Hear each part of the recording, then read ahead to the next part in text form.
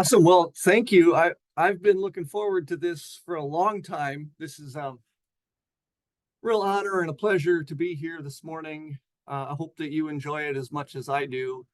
I always look forward to talking about forgiveness and flourishing, and typically the comments and questions are the most interesting and insightful for me. So I'll promise to be at least mindful of the time and try to um, offer lots of opportunity to interact. So yeah, I'm always at kind of a loss to like think about where I should start with this discussion, but it's often served me well to begin with recognizing that you know as much as we might like to think that we live in these wonderful communities in which we can thrive and flourish and enjoy life to its fullest, we're commonly faced with lots of struggle and stress and conflict and injustices everywhere around us, and we don't have to look far. I mean, there these things are present in our everyday lives, in our schools, in our workplaces, in our you know business environments, in our interactions with people in every single capacity. And um, it's just one of those things that we have to, I think, grapple with. The reality is that as much as we'd like to think we live in great flourishing communities, we oftentimes don't. And ultimately, we can even say we have very notable examples in the very current moment where the idea of flourishing amidst adversity in the ways that the people of Ukraine and Gaza and surrounding areas um, are trying to live flourishing lives. It's really hard to think about how we can put these pieces together. But I think it's important that we do that. It's important that we think about the value of forgiveness and how it's related to flourishing. And so I oftentimes think about forgiveness in two ways. It's either a cause or a consequence, right? We're either as a result of unforgiveness or lack thereof, or understanding that brings us to a forgiving place. It can be the cause of conflict. And likewise, in the wake of conflict, you might ask, is forgiveness always the answer? And I mean, I think that anyone who's talked about or thought about forgiveness for any amount of time, I think anyone would agree it's not always the answer. And so I want to kind of start with that disclaimer here to say, while I have spent my entire career focused on forgiveness and flourishing, it's not always right, and I don't want that to be the message of the morning, of the day, that you should feel compelled to forgive. That's it's just clearly situations, and sometimes the timing of life is not right, and maybe forgiveness is something that can be considered at another moment, maybe later. But it's not a prescription for happiness, right? That's not the way that I want this to be construed. I do think that when we think about forgiveness, there's lots of ways to respond. There's lots of ways to live with conflict and adversity and hurtfulness, and even hatefulness in our lives. And of all the ways that you can choose to maybe cope with those circumstances, I think it's arguable, at least, that forgiveness could rise to the near the top of the list in the sense that it might be one of the more productive responses to living in our broken world, right? Revenge is certainly an option. Justice is certainly an option. Breaking off relationships is absolutely an option. My question is, often those are things that, given the circumstances, might be appropriate sometimes, but often I think forgiveness can be one of those things that's just, it's one of the ways of dealing with the difficulties of life that can actually has an upside to it, right? The notion of revenge, who, I'm sorry, I forget the source, but whoever said, if everyone lives by an eye for an eye, the whole world will be blind, right? That's often not a very productive approach. So, when I think about forgiveness and trying to consider how it can be productive, how it can be a part of flourishing, I'm taken back to these original texts that I, kind of cut my teeth on in this area. Robert Enright and Everett Worthington are, I think of them obviously as giants in this area, as people that have really opened the door for folks like me to be able to do the kinds of things that I do. And I'm immensely grateful to them. And it remains the case that, I think often some of their earliest writings are some of the clearest and simplest on forgiveness. And so I'd recommend these to anyone that's, just trying to like get a handle on what is it that we're talking about. So for this morning's presentation, I'll just give you a quick rundown in terms of the kinds of things that I'm thinking about when I think about forgiveness. It certainly isn't comprehensive. It's not meant to be authoritative, but it just gives you an idea of where I'm coming from, so we can all kind of work from a common, a common place. And the first and foremost thing about forgiveness is that it is the ability to let go of what I, simply broadly call hatred. And hatred, it often involves lots of different aspects, but you're going to let go of negative feelings and negative thoughts and, even kind of negative motivations and maybe even some negative behaviors. And that's a key part of forgiveness. I don't think it's true that you can be angry, vengeful, or hateful and also be forgiving. That's probably not a possible thing, because I think the second piece of forgiveness is really important here, and that's that you kind of dispense with the ugliness that you might feel towards someone, and you try to fill that void up with something good.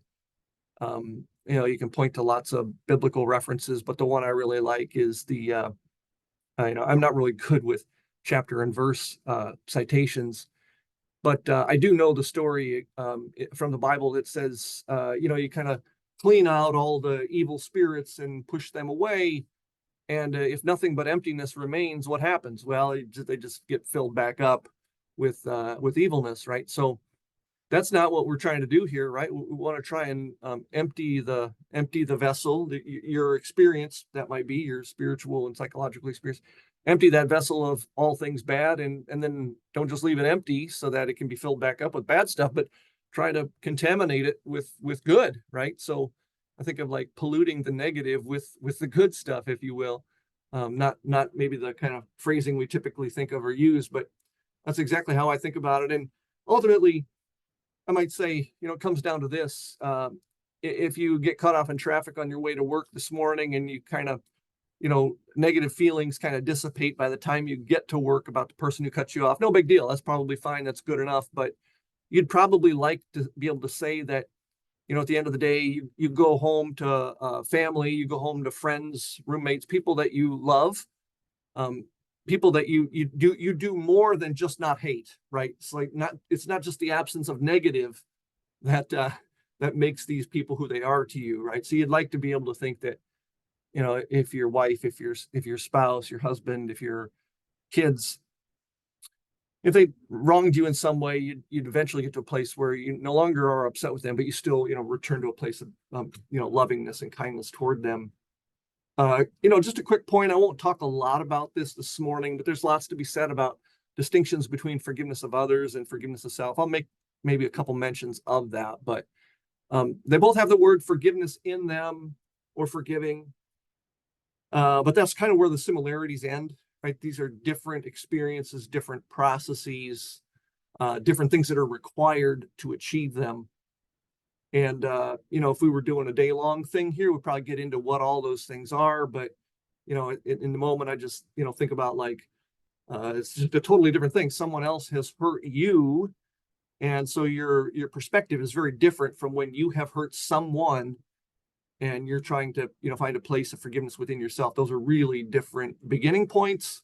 They take you down very different paths, and ultimately they kind of end up in very different places. So they are all about forgiveness, but they're two very, very different things.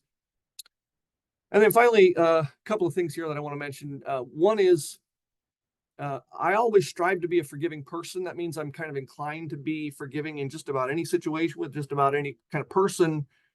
But honestly, it doesn't always work, right? You're not always the most forgiving person, or you're not as forgiving as you'd like to be. And so, sometimes what you can strive for is just to like try to be forgiving in that moment. That's the difference that we make between, or a distinction we make between like trait forgiveness, kind of an embodiment of you, a forgiving person, right? Versus I'm forgiving in this moment of this person for this specific thing that they did. And a lot of times people get kind of hung up on that. It's like they really want to be a forgiving person. Well, how do you become a forgiving person? Well, you start with forgiving a specific instance, and try to do that more often. And the way that we change traits or personality characteristics is interesting, right? And at one time we thought that traits were kind of inborn and they were kind of molded like concrete into us, and that's not really the way we think about it anymore, right? It's like traits can change, and so you can too, especially when it comes to forgiveness. And then the final thing that I'll make mention of here is that I'm going to kind of think and talk a lot about forgiveness as an emotion, as an experience that people have, right? Or a tendency to have that emotion. But there's a whole nother side to it. That's the cognitive kind of like, rational side, the thinking side. You might sometimes simplify it as simply saying there's the kind of the head and the heart side of forgiveness. And it takes both really, right? But the thing that I think is really connected to flourishing is that experience, that kind of emotional embrace of forgiveness. So I talk a lot about emotional forgiveness. I may get to a point here, often when I'm talking about this, where somebody might say, okay, that's all interesting and good, but really, what's the point? Why bother? What are what are you really driving at? Why bother with all of this? It seems like it, it's kind of, I think more now than ever before in the 25 years I've been studying this, the question is like, is this even the right conversation to be having, right? And why bother with it? Well, I would say you bother with it because we're here largely to talk about the theme of flourishing, right? The concept of flourishing is something that resonates with all of us. We'd all like to be flourishing people. We'd like to live in flourishing communities. We'd like to have that opportunity to kind of live and grow and develop and become our fullest realizations of who we want to be. And as Tyler Vanderweel that, I think kind of, boldly now, now 2017 seems like decades ago all of a sudden, because we had that interesting thing we call a pandemic. But, not that long ago, Tyler said, hey, this is what flourishing is. And other people have talked about flourishing, but it's really a comprehensive construct that takes into account lots of different dimensions of our being, lots of different dimensions we'd all like to do better at. I mean, who wouldn't want to enjoy better health, feelings of, happiness, a stronger sense of meaning and purpose in life. Stronger sense of social connectedness. And all of these things are components of flourishing. Depending on who you go to for these citations, they change a little bit. In the end, my work has tended to focus more on flourishing from the simplest definition. And I certainly acknowledge that this is a kind of a simple way to think about it, but it's good health and happiness, right? Those are the things that are at least key ingredients in the flourishing human being. And so the way I think about connecting the dots here, I got to, figure out some, just the way my mind works, I got to figure out some ways in which the jigsaw puzzle comes together, where all the pieces fit is crucial.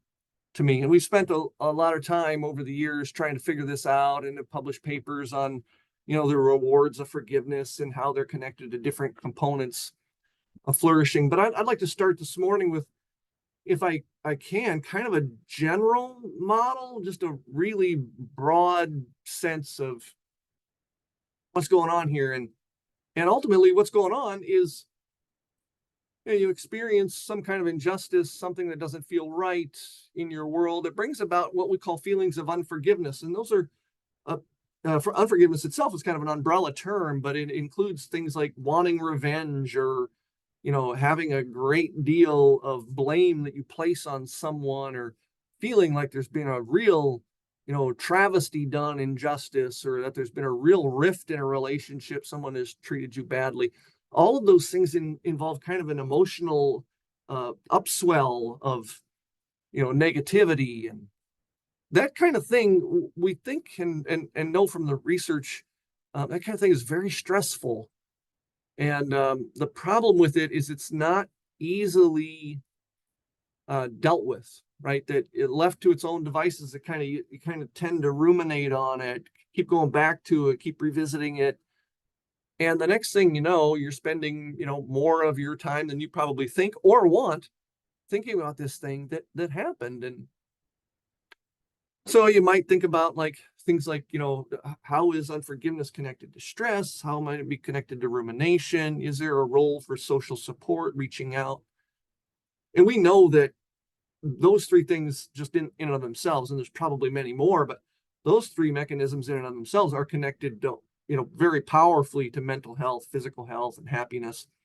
And so where does forgiveness, where does the forgiveness thing fill in? And so you think about, what I've said, you kind of build the building blocks in a way that you think about one kind of leading to the next, leading to the next, leading to the next. And we have this kind of general model where forgiveness probably plugs in at many different points along this pathway, right? It could just help to, just reduce feelings of unforgiveness. And that might be good because that has downstream positive effects. It might be the case that forgiveness helps you kind of cope with stress or reduces rumination.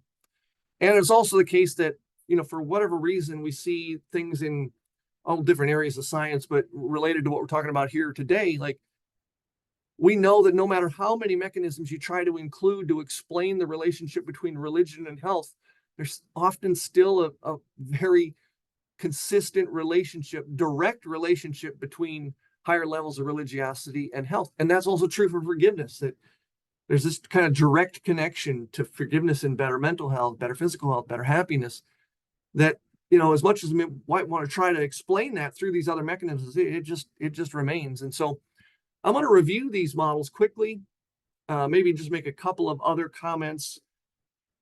And then, like I said, I want to save some time for some questions and some discussion that might be, kind of bubbling up amongst the group at this point in time.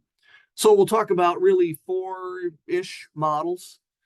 The things that I've just kind of mentioned: direct effects model, a rumination model, a stress and coping model, and then a self and social systems model. And so a good deal of very good work in the recent, let's say, roughly 5 years or so, has shown that forgiveness is, just directly connected to better levels of kind of overall happiness and mental well-being, lesser of a connection to health behaviors and to physical health. And that's work that's coming, largely from the Flourishing program at Harvard and colleagues associated with that. We also have meta-analyses that you can easily see on the right-hand side of the screen. I'm kidding, right? I'm teasing. I've summarized kind of the key points on the left, but I couldn't resist the opportunity for a good picture here. So someone went through the painstaking work, as many of you know, in doing a meta-analysis, painstaking work of classifying and indexing each one of these studies. Has been done. 128 studies of almost 60,000 people identify a statistically significant, although small, correlation between forgiveness and physical health. This is done by Enright and Lee and Enright, rather. And so that's kind of, pretty powerful data, pretty strong evidence. If you break that down, you look at like physical health compared to psychological health, and you could probably read this a little bit easier. And I think that what you might come to the conclusion on here, if you read across the table, if you're familiar with meta-analytic studies, you kind of that third column of numbers is the place where you see the size of the relationship. And then the last column of numbers on the right-hand side is whether that relationship is statistically significant or not. What you see is that physical health seems like there's a considerably smaller relationship, and it's a little more scattershot, like some things, but not others are connected. And then you get down to psychological health, and you say, whoa, yeah, it's really connected pretty consistently across lots of these different things.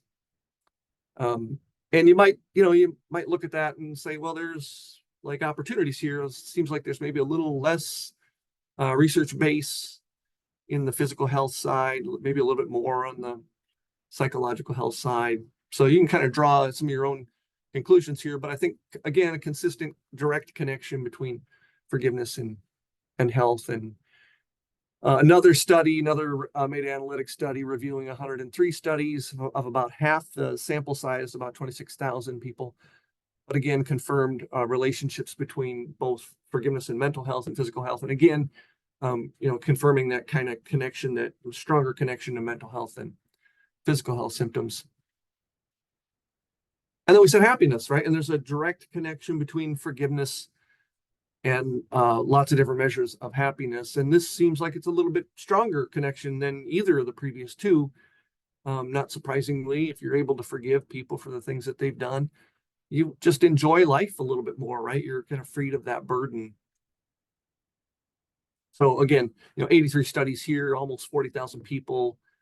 No kind of aggregate overall correlation, but you can see the correlations down below, somewhere between like 0.2 and 0.35. So kind of interesting. The second model is, what I just generally call the rumination model. And that's because rumination is such a kind of root cause of so many of our struggles with mental health, is we just can't seem to flush them out of our brains. We keep thinking and rethinking and overthinking these things, as the late Susan Nolan Hoeksema titled her book. Overthinking is a real problem. We call it rumination, right? So when you forgive, you tend to kind of like put to rest that effort to keep rethinking, like, what could I or should I have done? And so we tested this model, like, is it possible that forgiveness is connected to depressive symptoms? And is it, the case that possibly this moves through rumination?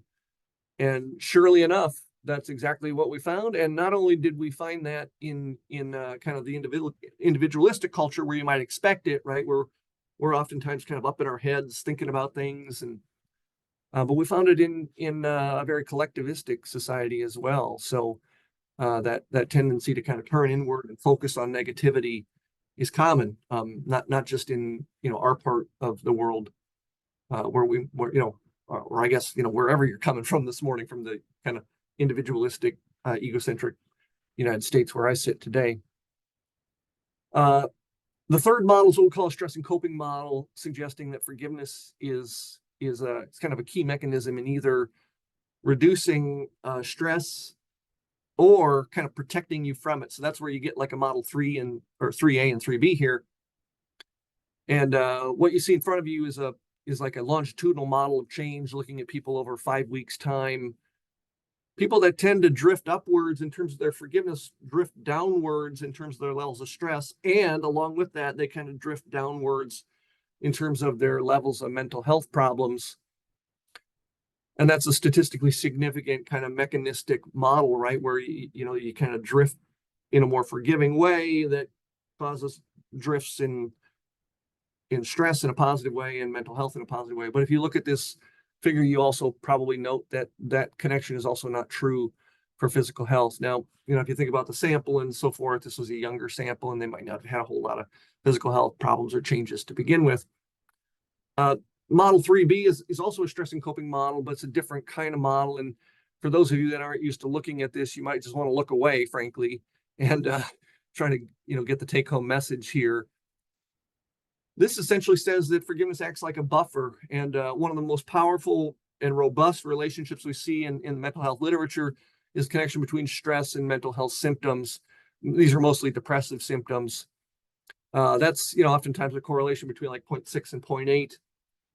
And you get this kind of pattern of results here that you see that people, the red line is the red line for a reason.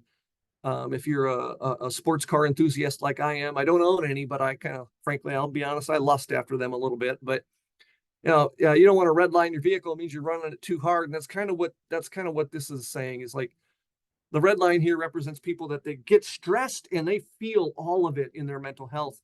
The dotted line is kind of an in-between people.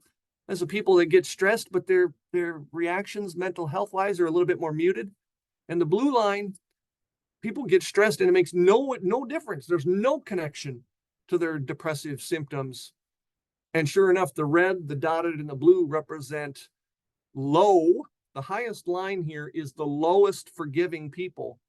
The middle line is the medium level forgiving people. And the blue line is the people that are the most forgiving, which says to me that the people that are most forgiving have the least impact of stress on their mental health. In fact, that blue line, the correlation there is statistically 0. So that has always been fascinating to me. And if you don't like that picture, like I said, and you looked away, this one might go a little bit better for you. You might say stress has kind of a negative impact on flourishing, but that's really only true for people at low and medium levels of forgiveness. People that have high levels of forgiveness, it kind of erases. It's like the magic eraser. You rub away the connection between stress and its negative impact on flourishing for people that have the highest levels of forgiveness. And that's just kind of an amazing thing. The last model that I'll mention here is what is called the self and social systems model. And it suggests that trait forgiveness is a powerful predictor, a powerful correlate of relationship satisfaction. And as we think about our current world today, I think in just the last 2 days, I've heard mentioned like 3 or 4 times in the places that I'm watching, online, newsletters, things like Abundant Life Flourishing that are coming to my inbox. And I'm seeing lots of references to loneliness. And here's a model that I think is highly relevant that says forgiveness is connected to stronger relationships and greater happiness in those relationships. And if ever we needed that, it would be now, right? These are the times it appears that people are just really struggling to connect. They're struggling to get something from those connections.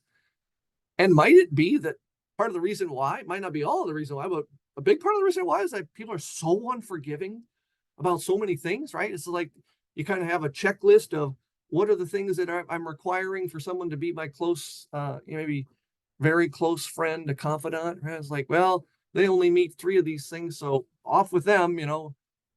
It's easy to dismiss people today, right? So forgiveness acts to have a positive connection or positive influence on relationship happiness. And it does so because forgiving people are willing to, number one, put more effort into the relationship. Ooh, that's right. We got to remember the fact that relationships aren't really free, right? You got to put something in to get something out. And then the other thing about forgiving people is that they have a tendency to interact in, you might just call kind of a more gentle way. They employ fewer kind of negative relationship interactional tactics, right? So they're a little less likely to yell and scream at their friends and family members, and that builds relationship happiness. And so I think of this as an important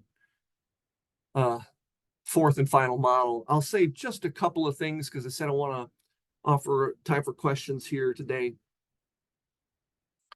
Usually when I present this, I present the stuff on forgiveness and flourishing first, and then people say, oh yeah, I would like to be able to flourish more.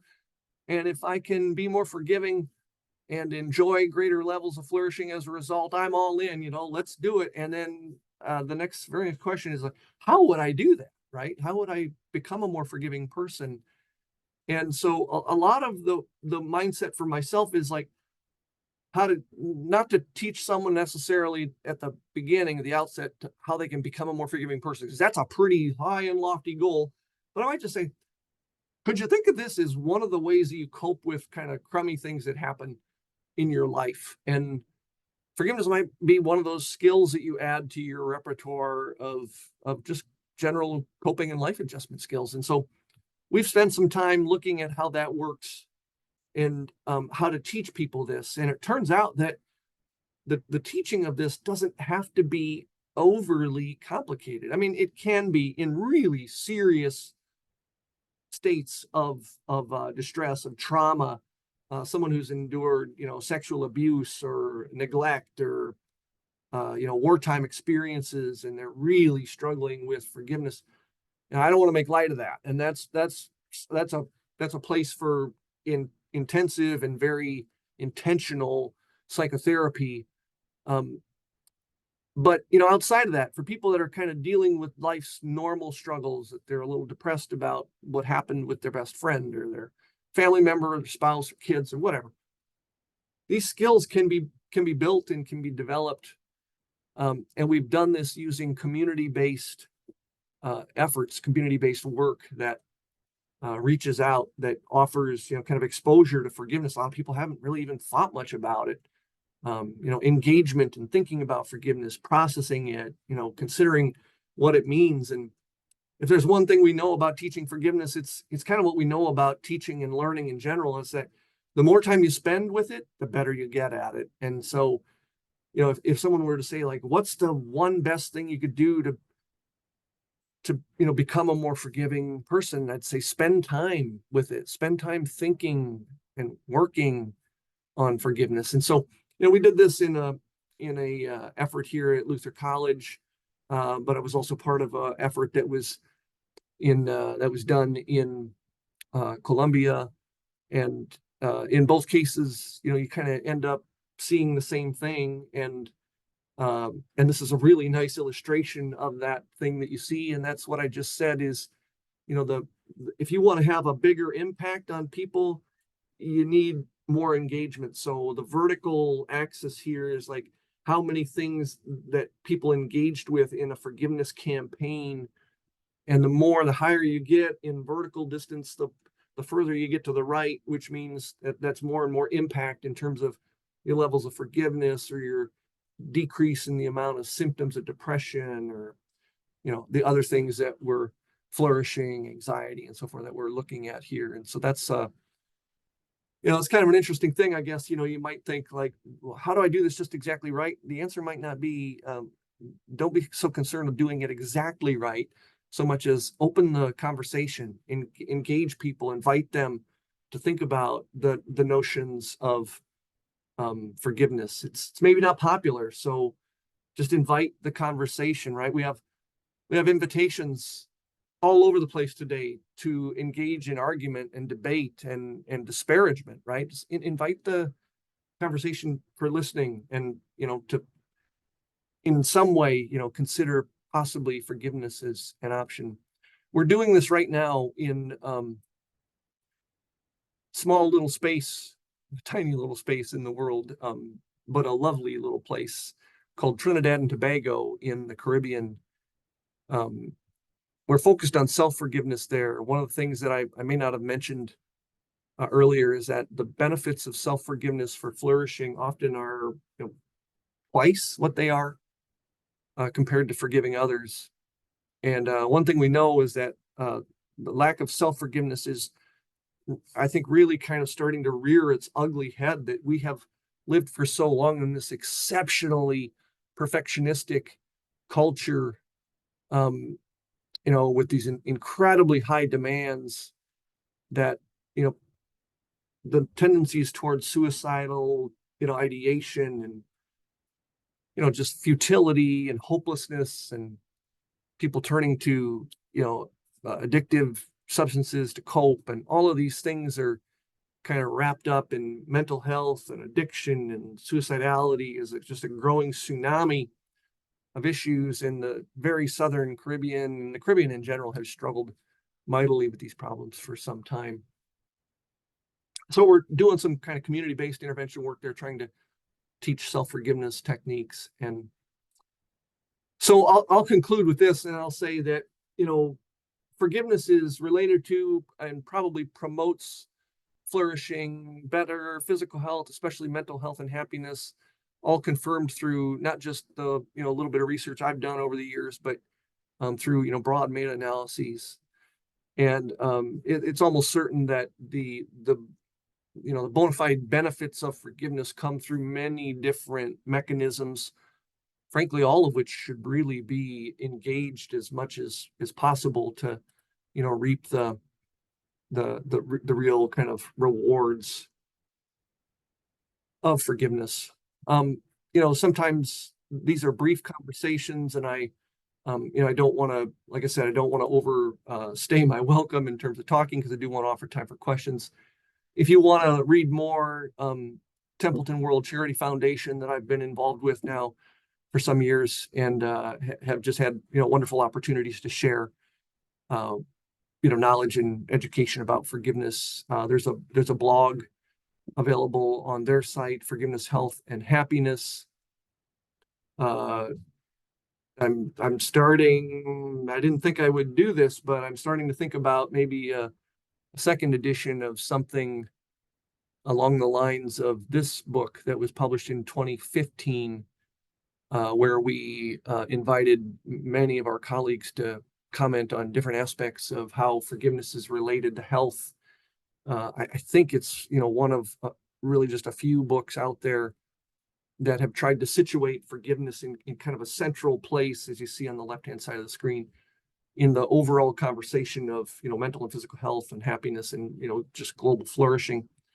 If your curiosity is piqued about how to do or learn more about forgiveness, a great mega site, kind of a clearinghouse of forgiveness research and information, teaching, video, just a real wonderful collection that has been curated over the last couple of years through the Discover Forgiveness campaign that I've been involved with, and that the Templeton World Charity Foundation has been so encouraging and supportive of. The site Discover Forgiveness, discoverforgiveness.org. It's a simple thing to remember. You can go and pretty much get, if you can't find it here, I'm not sure where you're going to find it.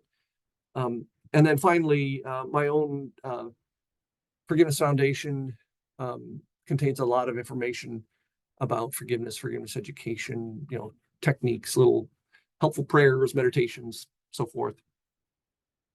Coming to you from Luther College in Decorah, Iowa. Many people think that I'm probably sitting in the middle of a cornfield, but that's not true. It's a beautiful place, and at some point, I hope that some of you might be able to visit me here. And if you get so interested, let me know. Give me a call or send me an email. And I'd love to talk, especially about forgiveness stuff. That's what we're here for this morning. So thank you.